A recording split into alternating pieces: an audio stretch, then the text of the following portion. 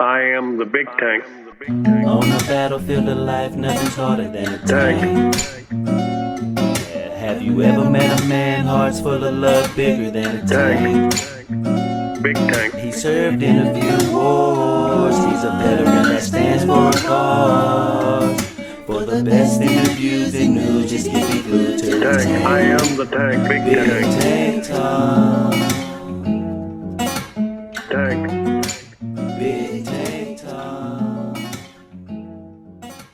Tank.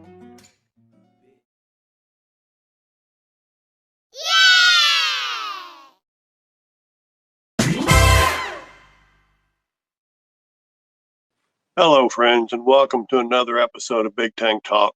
Today, I have the pleasure of introducing you to a friend I met on Clapper named Effy. Effy, welcome to Big Tank's Talk. Hey, Tank, what's up? Well, it's an honor to have you here. I've heard you play guitar. I've heard you play drums and sing. You are supremely talented, and it's a privilege to have you here. Oh, well, thank you for inviting me to come and have a little chat with you. It's fun. Okay, so let's not beat around the bush. I'll just jump right in. The first question: what first got you into music? Mate, I was really little. My parents both really big music people. And I was playing instruments from a very, very young age, tapping on drums at 2 and just progressed from there. Do you know what I mean? Very, very young age, just the influence of my family.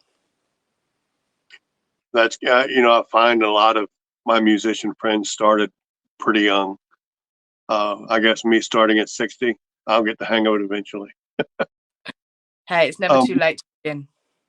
And do you write Do you write your own songs? I do, yeah. I've been writing songs since I was pretty young as well.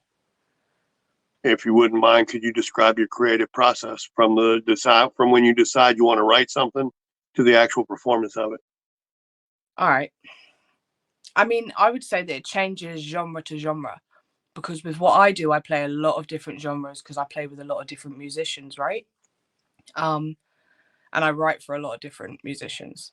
So I would say if I was looking at me writing a song selfishly just for me, I often will write my lyrics first. I'll come up with a concept and I'll write a song that way. And then I will jump straight into the computer with an idea of what I want in my head. And I'll think, okay, I want this instrument, this instrument, this instrument, and I'll cue them up.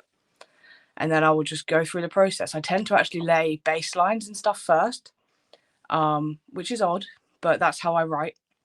I'll come up with a bass line and I'll just fill it. I'll fill the space and create space where it's needed as well. Take out some stuff I put in that I don't want.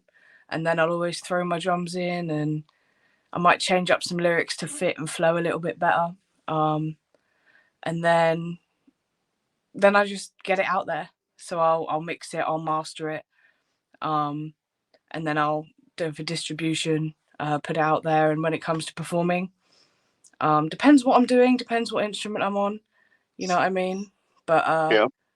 I play more drums as a live session artist, so I just pound the hell out of it, man. I get out there, I've done my work, I know what the song is, I'm in love with the song by the time I've got to that point of wanting to perform it, right? And so I just give it my all and have fun. That's awesome. I love learning the process that my creative friends go through when they're writing songs. In my life, I've written one song, and the process was I don't write music. I don't know music to be able to put it to a song. I wrote lyrics, and that was it, and it stayed that way for many years. And I have since heard it put to music, and it's pretty cool to hear something you wrote be performed. Right? The growth is interesting, isn't it? Especially if it changes from what you initially imagined and you still love it just as much, if not more. Right. Now, let me ask you this. You say you got into music when you were young. Um, what inspires you to keep making music now? Or who? God, that's a tricky one, right?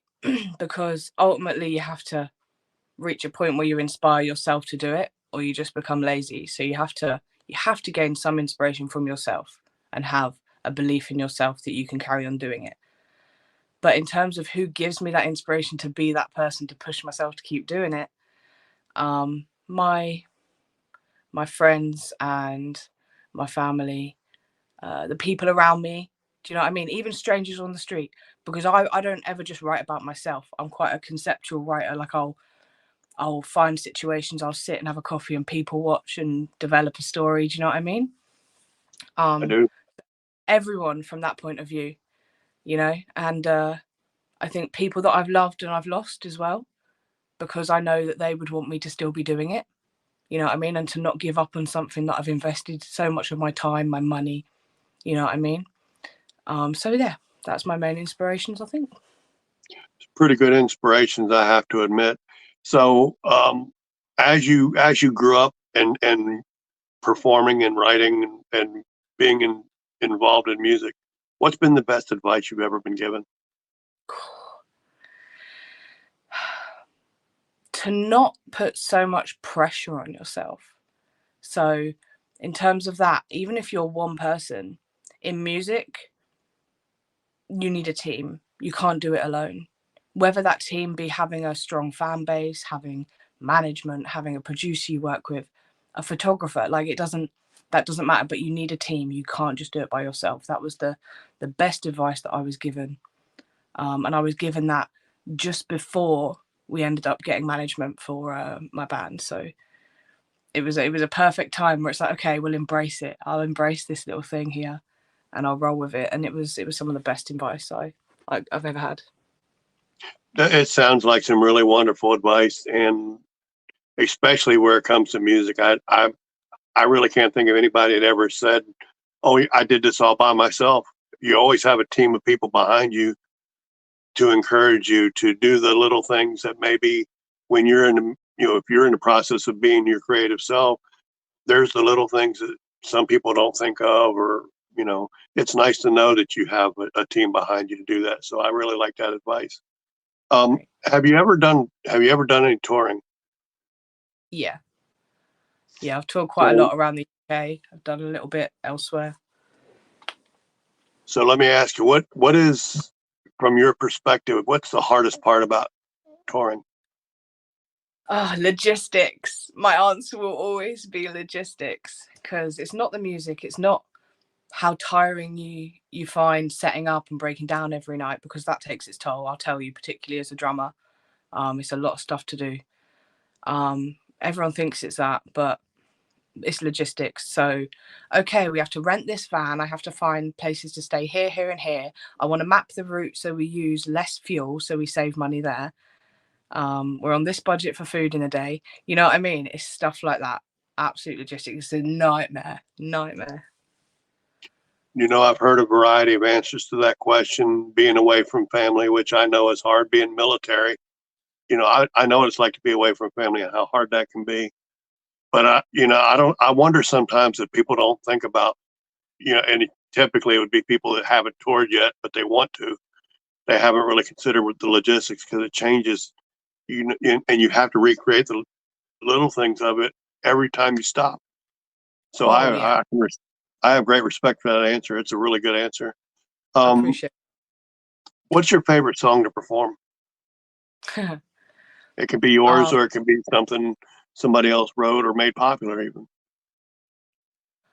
I like hip hop, man. Like, what really got me going as a drummer to perform was hip hop music. Even playing in rock bands and punk bands and stuff, I really like hip hop drums. And so I would say one of my favorite songs to just sit and jam to is Changes by Tupac. It's such a fun song to play. I've played it in a few live sets. Like, it's a good fun tune to play drums to. It's a really fantastic song too. It is. You wouldn't know it to look at me, but I like hip hop as much as I like country and rock, and Right? I love music. So the genre is just uh, it's just a repackaging of the tools that you need to be successful in it. So I have as much respect for hip hop artists as I do for rock artists or country or whatever genre. It's really, really good stuff. And Me too, Changes man. is a fantastic song. Yeah. All right, I'd like to do a little free thinking for a moment. You're going to go on a tour, but you're given the opportunity on this tour to decide who you're going to be an opener for somebody out there. if you could choose, and you can choose from the past or the present, who would you open for? Oh, mate. So you've said the past or the present, and that gives me immediately two people came to mind, someone that's around now and someone that was. So tell me who both of them are. All right. So in the past, the original lineup of Queen, that would be a dream, right? A dream opener. And present, Foo Fighters. Always, absolutely always. The Foo Fighters are, for me, such an inspirational band. Every member adds something so unique, and it would be a privilege and an honor to open for a band like Foo Fighters. Two different styles, but two phenomenally talented bands. And I was a Queen fan right from the jump. Still Right. am, even though we don't have Freddie anymore. There's still Queen music will never be, to me, it will never be equal. You may have some that, they become phenomenal in their own right, but you're never going to be Queen, and that sets them Right. apart. Now let's change up this supposition for a moment. You're going on tour, only this time, instead of choosing who you want to open for, you can choose someone to collaborate with. Who would you collaborate with? Me oh my. Dream collaboration.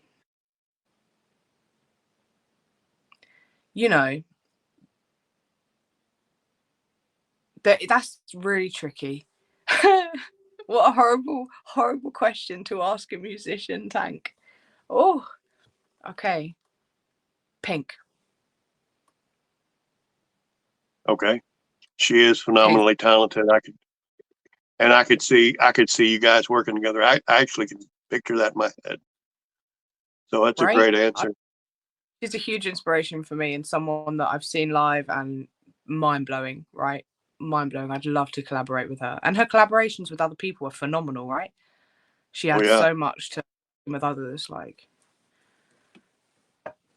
Okay, let's look at the business side of things for a minute. First question I have is, good or bad, or good and bad, how do you feel the internet has impacted the music business?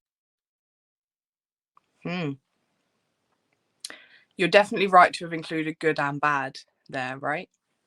So the good, obviously, people are much more easy to discover. And distribution is out there, so you can share music that otherwise you might not have been able to afford to be able to put out in a physical format. So I think that has really been a game changer in the industry. But the negatives, I would say there's a lot more scope for being able to buy your way into the industry with the internet. So depending on how much money you have, you can do paid campaigns for pushing your music everywhere. Do you know what I mean? And you can almost buy your way in. And I feel like that changed the music industry entirely, because it became less about talent and more about money. And don't get me wrong, some people with money are really talented, but I just think it unevens the playing field a little bit. I can understand that, and I've met a lot of really, really talented independent artists that they could stand a boost from having money and being able to pay to play, so to speak. So yeah, I could definitely see that being a negative. And as it happened in the past, you're going to have some talented people who end up never being discovered, for that among other reasons. So let me ask you this then: if you could change anything about the music business to improve it, what would you change?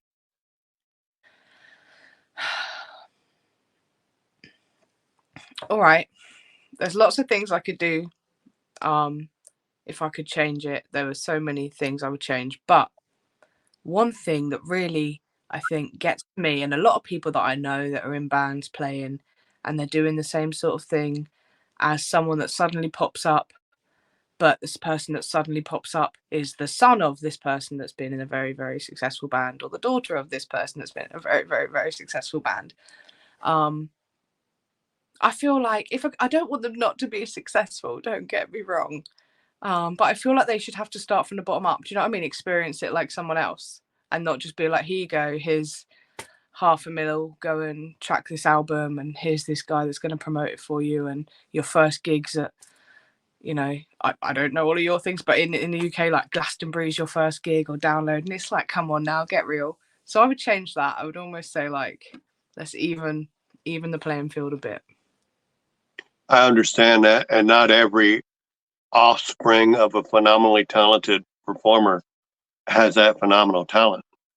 So I agree they should start at the bottom and earn their way up, just like their father, brother, cousin, whoever succeeded at them. Right? I absolutely respect that answer, and I agree with it. Um, from a musical standpoint, who's your hero? You asked who I wanted to open for earlier, and Foo Fighters. Dave Grohl. Dave Grohl has always blown my mind from like really young, watching him smash the pots and pans. Big Nirvana fan, do you know what I mean? So Dave Grohl was like, whoa, to fronting a band like the Foo Fighters, you know what I mean? And his writing ability is just outstanding. He can play every instrument, and he can write just for every instrument phenomenally. And he's got charisma. And I like that. He's got a sense of humour. He's pretty down to earth. Do you know what I mean? Doesn't think he's better than other people because of his successes. He does a lot for the community, for charity, for the music industry, for the up and comers. You know, so a lot of respect. I'm glad you mentioned. I'm glad you mentioned that, because I was going to say he is also known to be a genuinely good guy and a good in the community, within the community he's in. So I got to respect that. That's a really good answer. I meant to ask you before if you'd like to do a perform a song for us. It's pretty late in the interview. Would you like to finish out the questions and then do something after that? Yeah, absolutely. I think I can drum one of my favorite tracks. I'd love that. All right. I just have a couple more questions. Musically speaking, what's your biggest fear?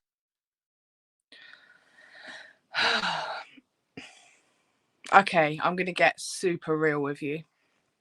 From quite a young age, I was quite sick, and my biggest fear is not being able to play my instruments anymore.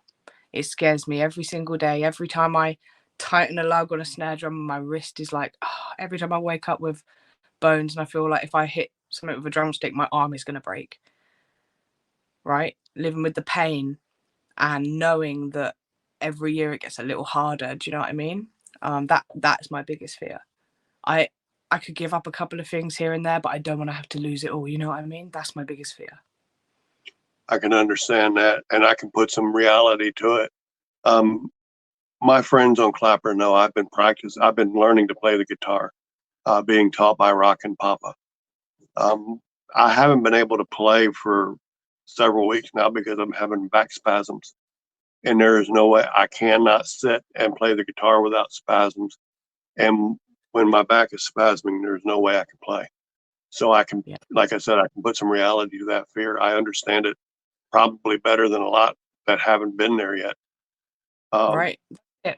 It's not nice for any musician. I wouldn't wish it on anyone. Do you know what I mean? It's a little bit like losing your hearing, or it's an absolute tragedy because it's something you've worked on so hard, and it's something that's a passion to you and it means the world. But I know I've seen your struggles with it as well, Tank. And it worries me, and I know it worries you. Like, it's one of those things. I don't know if you know this about me, but when I was younger, I was in a wheelchair for several years, and I was a musician at the time, and I could play guitar and stuff, but I was really worried I'd never be able to play drums again. And so when I did enough physical rehabilitation and I got things under control and I got myself walking again, the first thing I did was get behind a drum kit and do my thing. And I, like, even through the pain, I'm like, it doesn't matter. If it hurts, I'll keep playing it until I don't work. Right? Oh, I respect that. And I did not know that about you, but I appreciate you sharing it. What would you say to, if, let's say there's a little boy or girl out there that has the good fortune to hear you perform, to sing, play guitar, and or play drums, and they decide, I want to be like Effy, what would be the advice you would give that young person? Have faith in yourself, because we give ourselves the hardest time. We do. Like, I've found it in the industry. Everyone always gives themselves such a hard time, and they always want to do better and be better. And sometimes you just need to have a little faith, believe in yourself. That's the best I can do. And just keep working hard, and you'll never practice enough. I understand, and I will tell those people, if there's young people that are listening and you're considering picking up an instrument or starting to sing for the first time, understand you're going to be your own worst critic. But if you have people around you that are encouraging you and telling you you're doing well, believe them. That it does help. But in all the interviews that I've done, Effie, that is one common thread through all, not just with musicians and singers, but with painters, with people that work with wood or leather. Everybody is their own worst critic. It's just with people that have the talent like you, you're able to push beyond your own self-criticism and produce some really phenomenal work. I appreciate it. I see that in a lot of other people too, but it's the curse of the creative, isn't it? That's what I call it, the curse of the creative. One final question before we can have our ears massaged with some good drumming. What's the future hold for Effy as a performer? My life's about to change a little bit in terms of as a performer, because I'm moving. I'm leaving the UK and I'm moving to Canada, and that's going to be a big old change in the new industry, and I'll have to adjust to that. I'm at the moment, what I've got a big festival coming up, 10,000 odd people in Cambridgeshire at Strawberry Fair Festival, playing on the Rebel Love stage, which is a nice big old stage, with my band The Forfeit, who've been going longer than I've been alive. I tell you, they're an old punk band and they're absolutely phenomenal, and it is a privilege to play drums for them. But in terms of me and performing, I am working on some solo stuff, and I am secretly working on making that solo stuff become a thing where you release lots of solo things together. So we're getting there. I'm looking forward. I look forward to having the opportunity at some point to actually meet you, shake your hand, and hear you perform live. I love music, and I love musicians and singers. And I've had the pleasure of seeing some big names in concert, but I've had the equal pleasure of hearing some really talented people, pick up their guitar or sit at their drum set, or just their microphone and perform, and knowing that their crowd is small, but it doesn't stop their love of what they do, and it comes through when they perform. And I really love and enjoy hearing people perform live. So I'm hoping that that's in my future to meet you and hear you perform live. Right. And that's one of the things about the people you meet on Clapper as well. They're the people you want to hang out with. You want to support what they're doing. And do you know what I mean? And meet them. And I love that connection. It's the best thing, man. So I appreciate that. And one day I hope we make it happen, right? Now, I have one more thing before I'm going to ask you to play for us. And that is, I offer every interview I do, every person I interview, I offer the opportunity to do a shout out. It can be for a song you've made. It can be for people in your life. What you shout out is entirely up to you, but I'm giving you this opportunity now. All right. In that case, I will take the opportunity, as we are approaching Pride Month, which is the month of June, to shout out Pride Radio on Clapper, which I've been a part of now for about 3 years. And we do a show every Sunday at 6 p.m. Central Standard Time, only on Clapper, where we support the Pride community, and we do topic shows, Sunday Fun Days, and all other things. And our panel members on Clapper are Dawn 2.0, Storm Whip THC, LD Sweets, Ninja Assassin, and Chloe. So that's our panel. Yeah, and that's a wonderful shout out. I definitely support you. Love is love. It doesn't matter who you love. And to have that to know that somebody loves you, that is a gift. So I definitely support you. I'm friends with most of your panel. I don't know if I know all of you, but I'm particularly inspired by LD Sweets. Yep. You know, they brought me into Team Positive Waves to help them do what they do, which I fully believe in. You know, we shout out and spotlight the people that are positive for Flapper, Yep. you know, and positive in the community we're building there. So I really appreciate that. And I try to catch your Pride shows whenever I can. No, absolutely. I appreciate you taking the time to sit down and let me ask you a few questions, especially in short notice. That's truly appreciated. Anytime. Thank you for inviting me on. Now, if you could, I'd love to hear you play. Absolutely. You give me 1 second to just set up, and I will. I'll play some drums.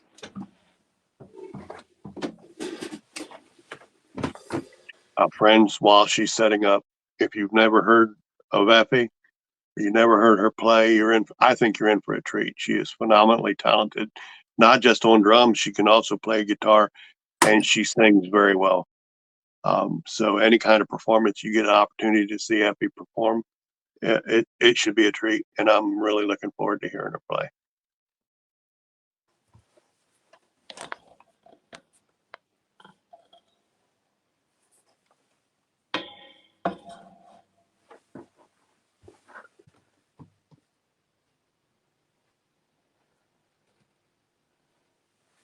Little sound check. Cool. Oh yeah, you sound good. Cool.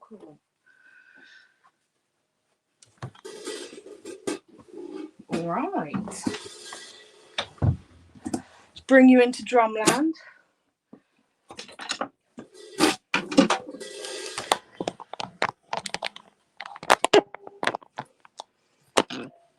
There you go. All right. Meet my child.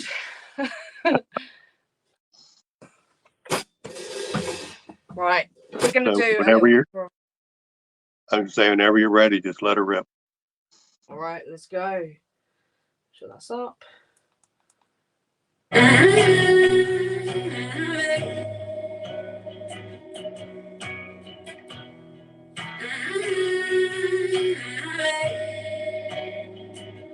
Since I was 7,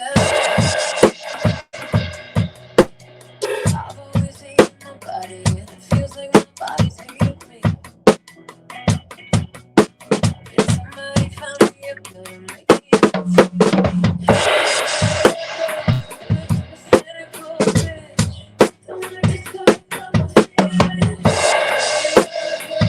Finding out I fake this, 'cause it's you. I don't wanna be this way forever. Keep telling myself that I'll get better. Every time I try, I always stop me. Maybe I'm just meant to be happy.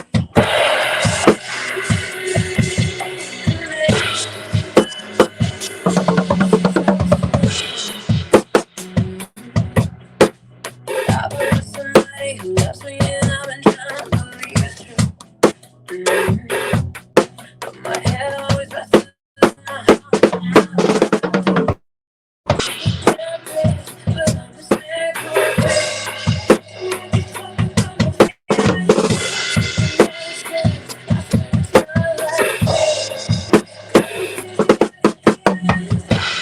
like this way forever.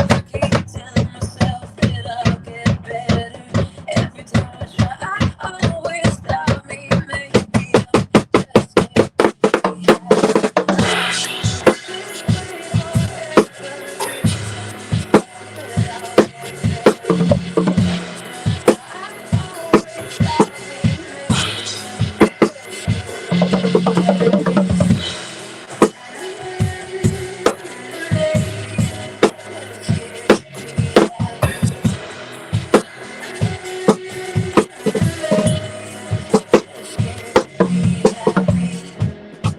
I'm so scared of having something to lose.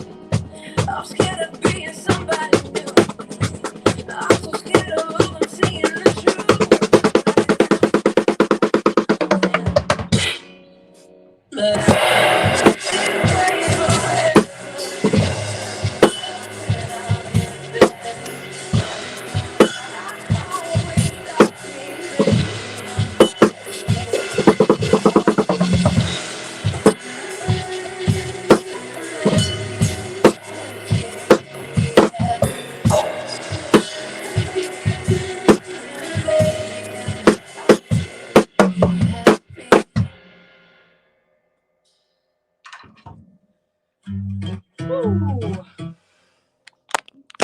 That was an absolute pleasure to hear, and I certainly appreciate you taking a few minutes and performing for us. No, thank you. Thank you. All right, my friends, you've had a few minutes to peek into what it's like in Effie's world and how she thinks. Uh, if you feel like there were questions that I didn't ask, please put them in the comments. Effie and I will both check, and if it's something she can answer, then you'll have your answer. In the 100%. meantime, like this interview, and please share. Excuse me. Hit the subscribe button, because I do my best to bring supremely talented and interesting people into interview, and I certainly have more planned. Effie, again, thank you for taking time to be here, particularly knowing that you're 6 hours ahead of me. I appreciate you taking the time. No, thank you very much. And like you said, hit the subscribe button, hit that like button, drop a comment, and I'll definitely check them out. Effie and I will see you on the streets of Clapper.